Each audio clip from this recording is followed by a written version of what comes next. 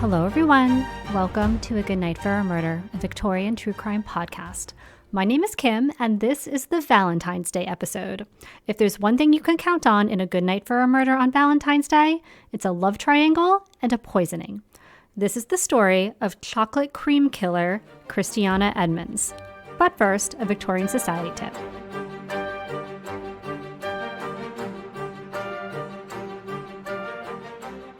Tonight's Victorian Society tip is about Valentine's cards.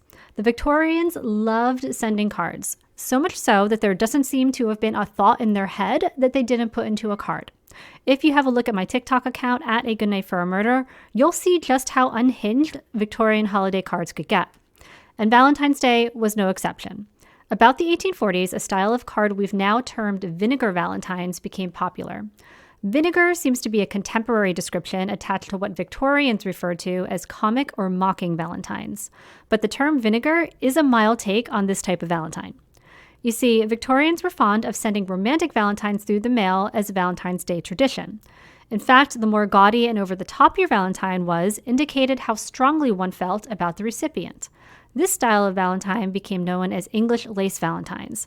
It was common to handcraft elaborate cards with bits of lace, feathers, tinsel, pressed flowers, mirrors, shells, and more to show the object of your affections just how crazy you were about them. But the same way Victorians expressed their love by sending beautiful valentines, they also expressed their disdain for anyone and everyone. No one was safe from a vinegar valentine. These were much simpler cards, often mass-produced on single sheets of paper, then folded in half and sealed with a bit of wax. Before reform that would establish standardized postage rates, the cost of the post was the responsibility of the recipient, not the sender. So recipients of vinegar valentines were made to pay to be insulted. And believe me, these vinegar valentines were brutal. Some were playful or sarcastic, but most were pretty vicious. They poked fun at physical characteristics such as being bald, overweight, underweight, short, tall, having a big nose, being blind or deaf. There were also cards for insulting every profession, from physicians to bankers to salesmen and salesladies. One of these shows a caricature of a saleslady with a grotesque sneer on her face and reads, "Saleslady, as you wait upon the women with disgust upon your face, the way you snap and bark at them, one would think you own the place." Others attacked people's character or habits, making fun of them for being a flirt, acting fake, men who were too submissive, women who were too forward, for drinking too much, or even reading too many books. An example of one of these shows a rather haggard-looking young woman holding a stack of books with the verse, "Pray, do you ever mend your clothes or comb your hair? Well, I suppose you've got no time, for people say you're reading novels all the day." Some were aimed at spurning the romantic advances of unwanted suitors, but not in a gentle way. One of these shows a laughing young woman throwing a bucket of water at an unsuspecting man and reads, "Here's a pretty cool reception. At least you'll say there's no deception. It says as plain as it can say, old fellow, you best step away." Another shows a woman handing a lemon so huge to a man it threatens to crush him. The prince says, "'Tis a lemon that I hand you and bid you now skidoo. Because I love another, there is no chance for you." The suffragette movement invoked a particular ire from the makers of vinegar valentines as well. Of course, these cards were sent anonymously. One could consider them an early form of trolling. Like trolls, the anonymity of vinegar valentines made people feel very brave, because sales between traditional romantic valentines and vinegar valentines was split pretty evenly. Delivery rates were skewed, though, as post offices often confiscated cards they deemed too vulgar to deliver. One year, over 25,000 cards were held in a Chicago post office as unfit to send. Some of these cards provoked such strong feelings in people that receiving them prompted fistfights, suicide, and even attempted murder. In one case in London in 1885, a man received a vinegar valentine which he knew to be from his estranged wife. So he bought a gun and he shot her. In fact, most surviving vinegar valentines from the era are unsold stock from printers or shops, as very few would actually keep such a scathing vinegar valentine. Fortunately, the popularity of vinegar valentines died out in the later part of the 19th century.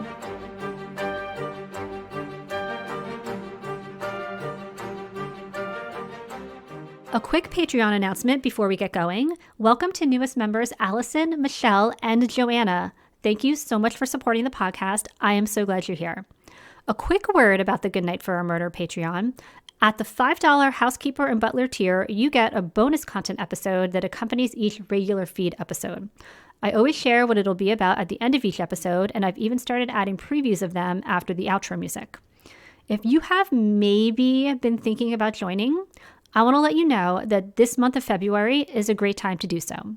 The reason for that is that A Good Night for a Murder is about to wrap up season 2, and I'm going to be taking the months of March and April off to prepare for season 3. So Patreon payments will be paused for the next 2 months, meaning if you join this month, you have nearly a whole 3 months to listen to the back catalog of bonus content and decide if you like it or not. But you have to join before the end of February because while payments are paused, you won't be able to join. Just something to think about. If you think you might miss A Good Night for a Murder while I'm on a little spring break through March and April, I hope you'll consider joining at the $5 housekeeper and butler tier.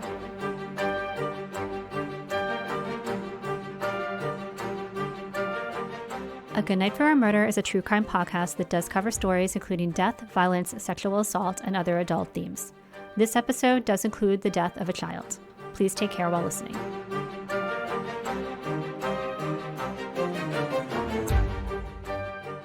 Christiana was born in the UK in Margate, Kent on October 3, 1828 to parents William and Anne.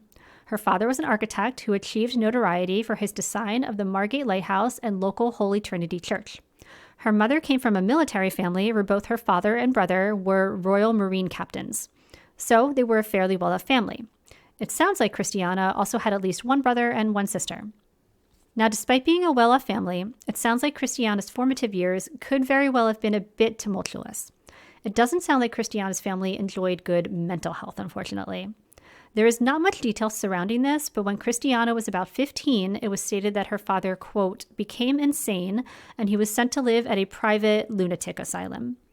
In 1844, the money ran out, so he came home. Initially, he was improved, but as we know today, one cannot just be cured of their mental illness, unfortunately, and by March of 1845, he was back at a different asylum. In 1847, her father died while still living at the asylum. Again, there is not much detail given here either, but after her father died, sometime in her early to mid-20s, Christiana was diagnosed with hysteria.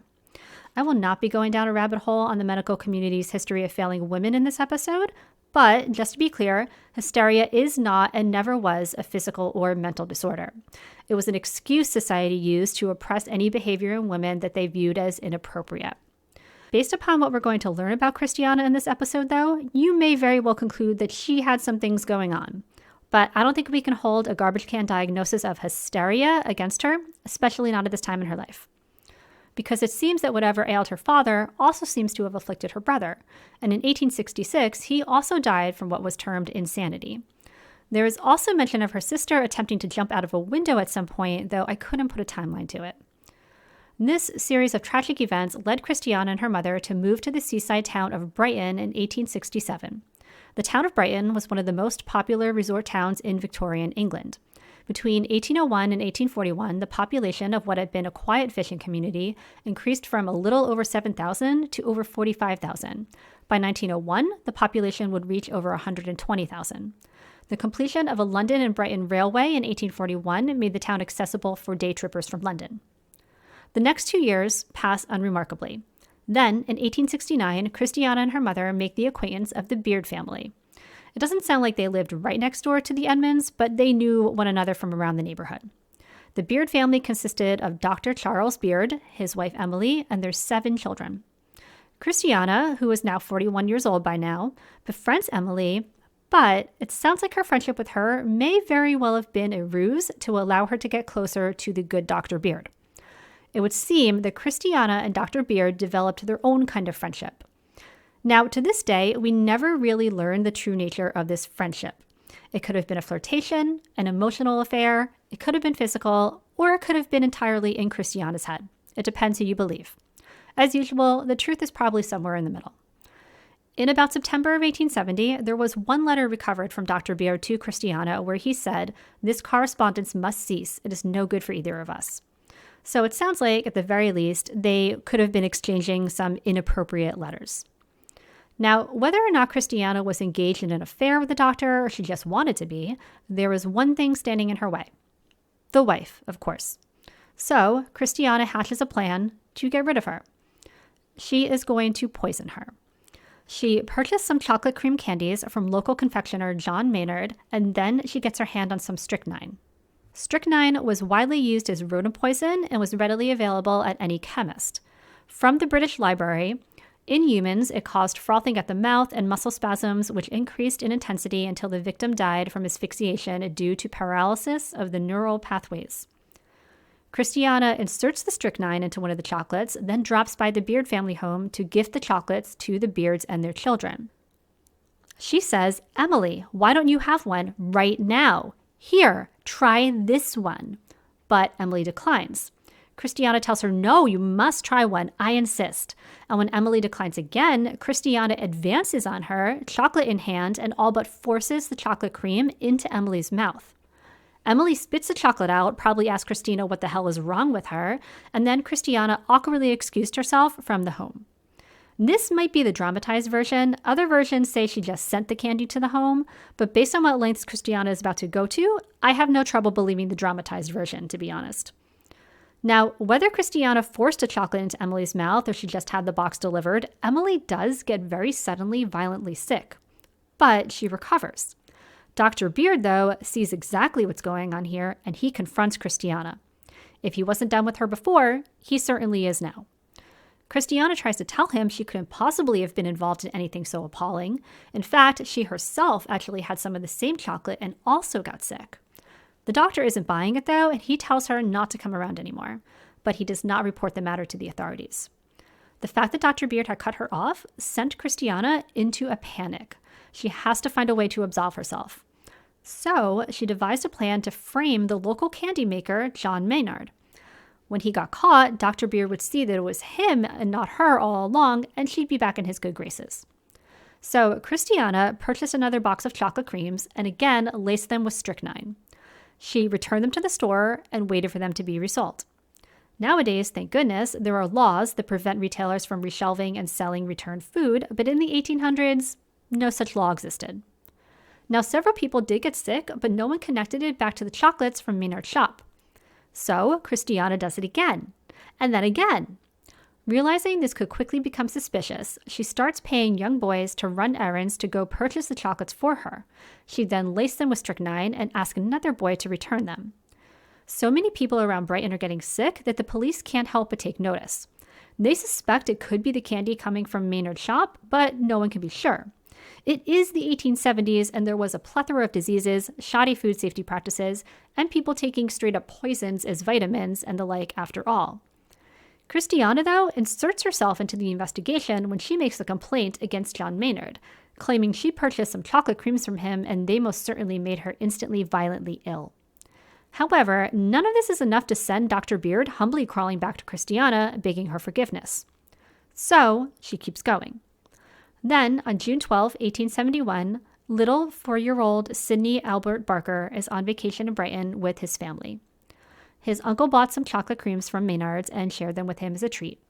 Sidney and his uncle both got very, very ill. The uncle is able to recover, but poor Sidney was just too little, and he tragically died from ingesting the poisoned chocolates. Now, police are called in to investigate John Maynard's candy shop.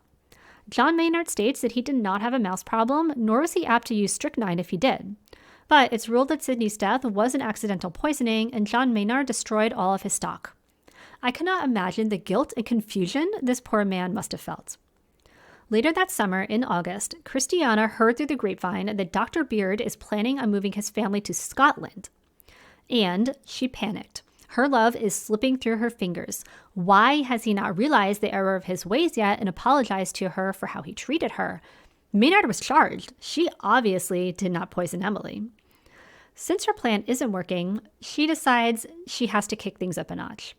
She traveled to London and mailed back parcels of poisoned fruits and cakes to prominent local community members and officials, to Dr. Beard's wife Emily again, and to herself. And more people get sick. The police are like, this is bananas, what is happening? And they offer a reward for any information leading to the capture of whoever is behind these poisonings. One paper reported, Borough of Brighton, £20 reward. That's a little under £2,000 and nearly $2,500 in today's money, by the way. Whereas some evil disposed person has lately sent to different families in Brighton parcels of fruit, cakes, and sweets which have been found to contain poison, the particulars of 2 which cases are stated at the foot hereof. Notice is hereby given that whoever will give such information to the undersigned as shall lead to the apprehension and conviction of the offender will be paid a reward of £20. Finally, Dr. Beard came forward and informed the police of his suspicions against Christiana Edmunds in all this and turned over all of his letters from her. He told them, she's obsessed with me, she's tried to harm my wife, and now I think she started this poisoning campaign as a cover-up. She is crazy. So the police examine these letters, and whatever they find does give them reason to believe the good doctor's story may be true. But how can they know these letters are even from Christiana Edmunds? Well, remember back when she herself made a complaint against Maynard's Candy Shop? Police write to her and ask for more details, and she responded in kind. And now they have her handwriting sample, which does indeed match the letters Dr. Beard shared with them. What's more, the parents of the boy who died received an anonymous letter encouraging them to sue John Maynard. They turned that over to police because they thought it was kind of weird. And wouldn't you know, the handwriting in that letter is also a dead ringer for the handwriting of Christiana Edmunds.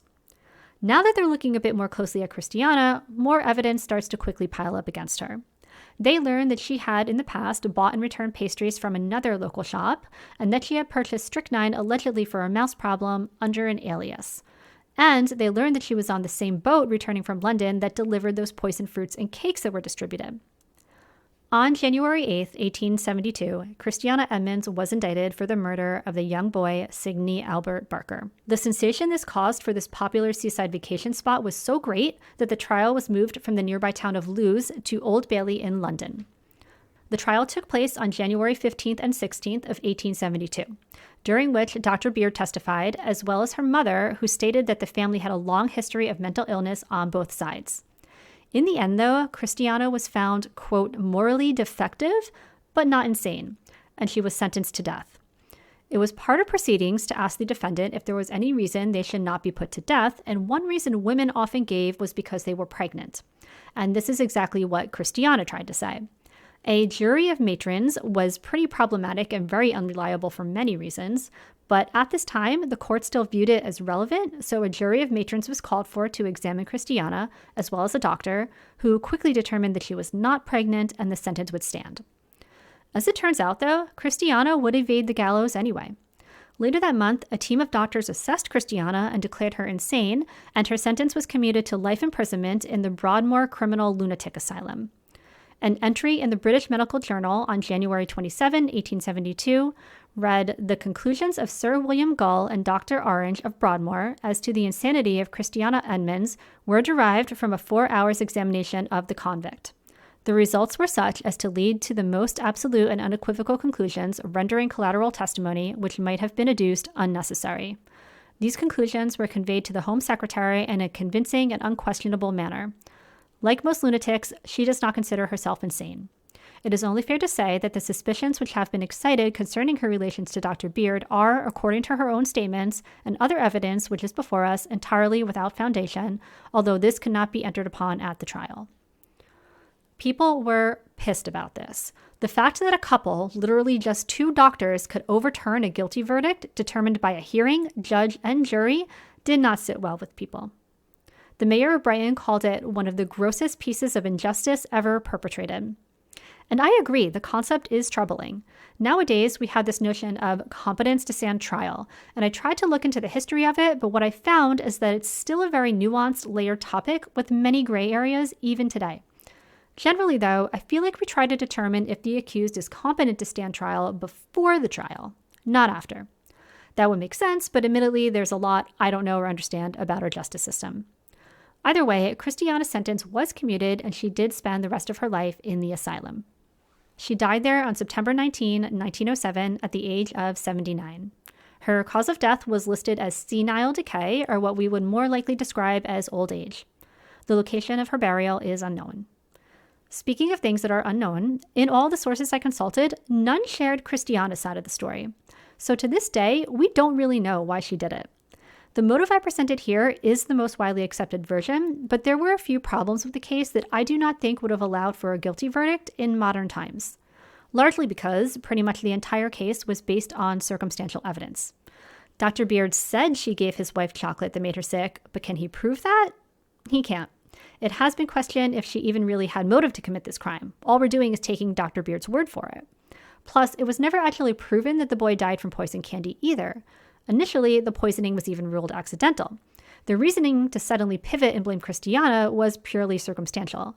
And so what if she did write to the boy's parents telling them to sue the candy maker? That's not illegal. There was the matter of mailing poison goodies to other people, but she wasn't on trial for that, only for the death of young Sidney Albert Barker. All this is kind of playing devil's advocate a bit, though I do wish more of Christiana's perspective was available. I just couldn't find it. I am curious to know what you think, though. If you head over to Instagram, TikTok, or YouTube at A Good Night for a Murder, you can let me know there. I've posted some photos of Christiana and some newspaper headlines covering her case over on Instagram and TikTok.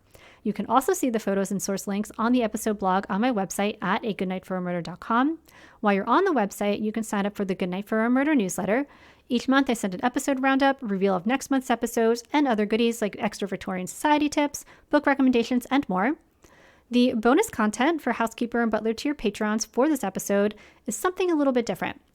I thought I'd try to find some historic true crimes that occurred on Valentine's Day, and when I did, there was one case that stood out head and shoulders above everything else, and that is the Valentine's Day Massacre of 1929. That's right, it's a mob story from the golden age of gangsters, and it's intense. And that is what I'll be sharing on Patreon for this episode's bonus content. Listen through the outro music to hear a short preview of this Patreon bonus content. To subscribe to Patreon and learn more about the podcast, you can visit agoodnightforamurder.com. Also follow me on Instagram, TikTok, or YouTube at A Good Night for a Murder. Please rate and review and share with friends. Thank you for listening. Happy Valentine's Day, and I will talk to you again soon.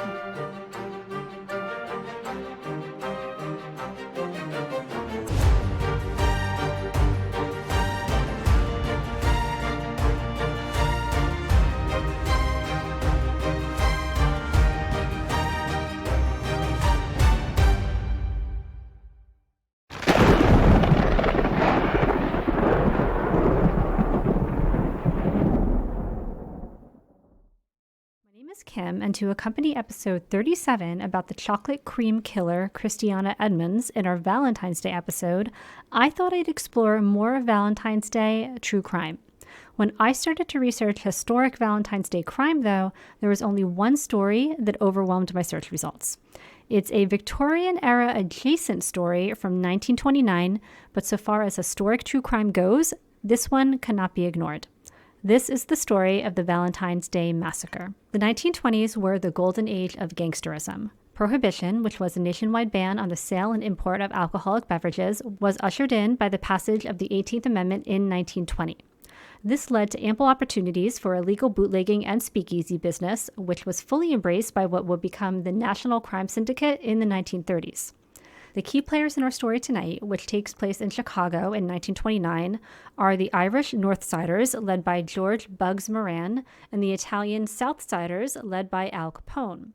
The rival gangs often clashed in disputes between business and territory. Tensions escalated in September 1926 when Bugs and his men rolled up on a hotel where Capone